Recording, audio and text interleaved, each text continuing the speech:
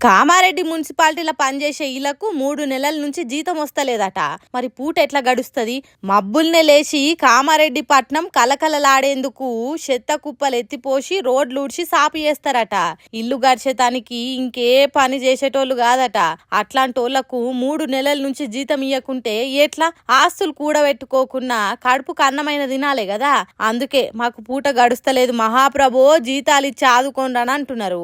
ఆకలికి అల్మటించి వస్తున్నాం, దయచూడుండ్రి నాయన అని ధర్నాకు దిగిండ్రు ఉద్యోగులు. సీఎం రేవంత్ రెడ్డి నెల రోజుల కింద మున్సిపాలిటీలా నౌకరీ చేసేటోళ్లకు ప్రతి నెల అందరు తీరుగానే 1వ తారీఖు జీతాలు ఇవ్వాలని చెప్పిండు.